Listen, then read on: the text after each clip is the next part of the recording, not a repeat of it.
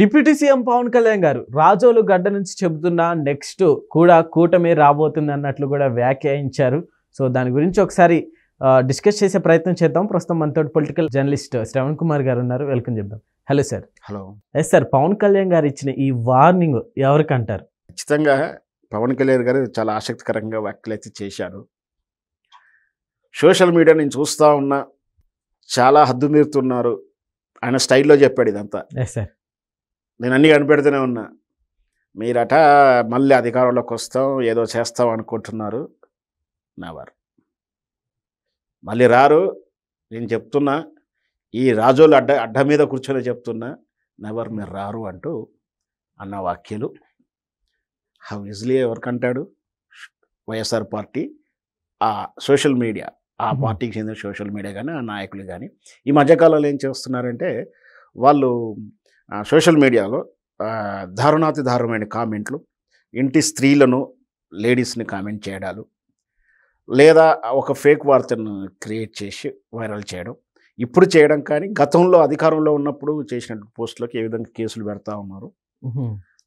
కేసులు పెట్టారు.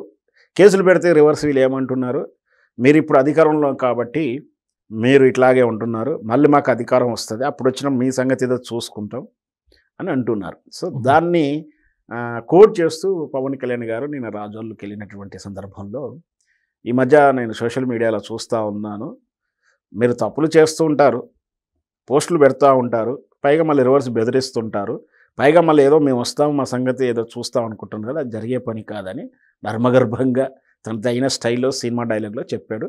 అది కేవలం ఎవరికో కాదు, వైఎస్ఆర్పి పార్టీ, ఆ పార్టీలో అద్దుమీరి చట్టలా కాకుండా చట్టపరిధి దాటి పోస్టులు పెడుతూ విర్రవీగుతున్నటువంటి కార్యకర్తలకు అని మనం అనుకోవచ్చు. సార్, పవన్ కళ్యాణ్ గారు కామెంట్స్ చేస్తే నిజంగానే అవి గట్టిగానే వైరల్ అవుతాయి. సో ఇవి గట్టిగా వైరల్ అవుతూనే ఉన్నాయి సార్, ఏం చెప్తారు?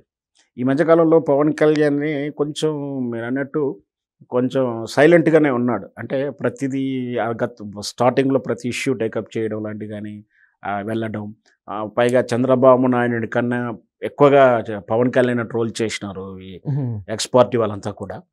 సో ఎప్పుడు వార్తల్లో ఉండేది ఏదో రూపంలో ఉండడం, ఆ మధ్యకాలంలో వాళ్ళ కార్యకర్తల విషయంలో కానీ అసమ్మతిగా ఉన్నారని, లేదా బాధపడుతున్నారని ఏదో ఒక వార్తలు పడడం, లేదా తను సమస్యలు తీసుకొని చాకచక్యంగా పనిచేయడం, ఎక్కడైనా బాధితురాలు రేపు ఏదో జరిగినప్పుడు దాన్ని ఇనిషియేటివ్గా తీసుకొని తను రియాక్ట్ అవ్వడం, ఇవన్నీ కూడా చూస్తుంటే ఏదో రకంగా పవన్ కళ్యాణ్ కొంచెం వార్తల్లో ఉండడం, సోషల్ మీడియా పోస్టుల్లో కనపడడం ఎక్కువగా ఉండేది. కొంచెం ఈ మధ్యకాలం తగ్గింది అంటే తాను ఏదో కొన్నాళ్ళు దీక్షలో ఉండడం కానీ, సరే ప్రతిరోజు అలా ఉండాలని ఉండదు కదా. సో ఈ చాలా గ్యాప్ తర్వాత మంచి చురుకైతే ఇచ్చాడు.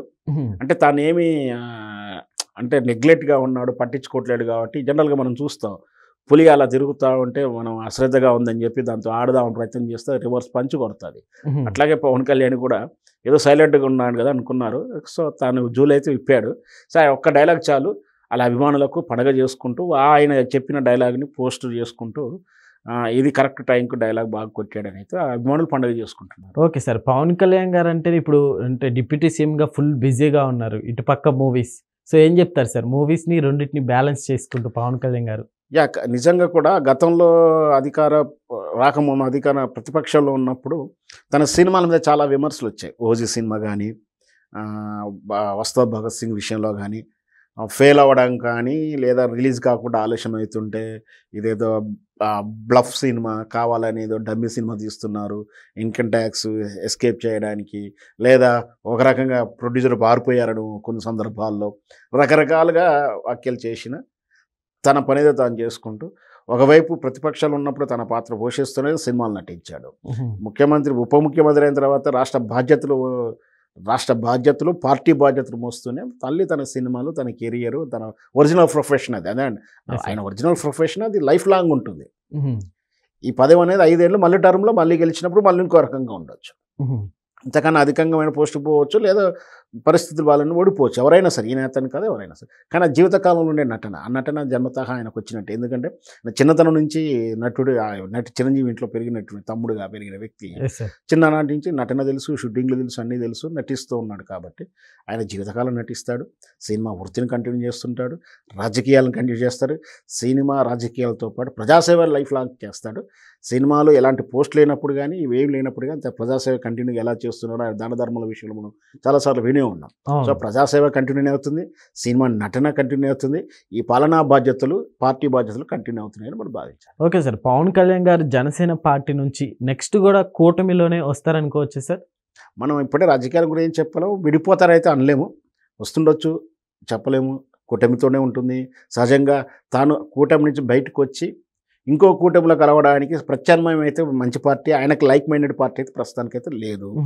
సో కూటమిలో ఆల్రెడీ భారతీయ జనతా పార్టీ ఉంది, ఆల్రెడీ టీడీపీ పార్టీ ఉంది. కాబట్టి టీడీపీకి కూటమిగానే ఉంటుంది, ఉండాలి అని మనం ఉందా, ఎందుకు డిస్టర్బెన్స్, మనం ఎందుకు ఎక్స్పెక్ట్ చేద్దాం, కలిసి పనిచేస్తారని అనుకుందాం. ఓకే సార్, కూటమిని చెడగొట్టడానికి, విడగొట్టడానికి చాలా ప్రయత్నాలు కొంతమంది అయితే చేస్తున్నారు గత కొన్ని రోజులుగా. సో ఎన్ని ప్రయత్నాలు చేసినప్పటికీ అలాంటిది జరుగుతుందంటారా? అస్సలే ఇప్పుడు మనం స్నేహం వాళ్ళు కూటమికి ఏర్పడడానికి ముందు ఎత్తులేశారు. అయినా ఎలాంటి సంబంధం లేకుండా, ఎవరితో ఏమీ ప్రమేయం లేకుండా చంద్రబాబు నాయుడు అరెస్ట్ కాగానే ఆయన వాళ్ళు అడగకుండా ఈయన పొత్తుని ప్రకటించాడు. అట్లాంటి అంటే కూటమి పొత్తులోకి వెళ్ళేటప్పుడు ఎలాంటి కండిషన్ లేకుండా వెళ్ళిన వ్యక్తి ఎందుకు విభేదత వస్తాడు, రాడు కదా. ఏదైనా కండిషన్ పెడితే, కండిషన్స్ నేను పెట్టిన కండిషన్ మీరు ఫుల్ఫిల్ చేయలేదు కాబట్టి నేను కూటమి నుంచి బయటికి పోతానే అవకాశాలు ఉంటాయి. సో వితౌట్ కండిషన్స్ చేసినప్పుడు అలాంటివి ఉండదు. జనరల్గా సోషల్ మీడియాలోనో ఇతర నాయకులు ఏదో పుట్టిస్తానికో, చిన్నది పెద్దగా చేయడానికో, వక్ర భాషను చూపించడానికి ప్రయత్నాలు చేసిన, సో ఆ స్థాయిలో ఉన్నటువంటి నాయకులు అర్థం చేసుకుంటారు. కాబట్టి వాళ్ళ మధ్య విభేదాలు పుట్టవు, ఖచ్చితంగా కలిసే ఉంటారని మనం భావించవచ్చు. ఎస్ సార్, చంద్రబాబు నాయుడు గారు, మరో పక్క డిప్యూటీ సీఎం పవన్ కళ్యాణ్ గారు, ఇద్దరు ఫ్రేమ్ కావచ్చు, ఇద్దరు కలుసుకున్నప్పుడు సో ఇప్పుడు పరిపాలన ఎలా ఉందంటే ఏం చెప్తారు? ఖచ్చితంగా ఇతనుకున్నటువంటి మాస్ ఇమేజ్ కానీ, చంద్రబాబు నాయుడుకు ఉన్నటువంటి ఐడియాలజీ కానీ, లేదా ఆయనకున్నటువంటి విజన్ కానీ, ఇతనుకున్నటువంటి డెడికేషన్, చంద్రబాబు నాయుడుకేమో విజన్ ఎక్కువ ఉంటుంది, ఎస్ సార్. పవన్ కళ్యాణ్కేమో పని చేయాలి, సేవ చేయాలన్న అఫోర్డబిలిటీ ఎక్కువ ఉంటుంది. ఈ రెండు కలిసి నూతనంగా ఏర్పడినటువంటి ఆంధ్రప్రదేశ్ ఇంకా ముందుకెళ్ళాలని మనం కోరుకుందాం. Okay, okay sir, thank you.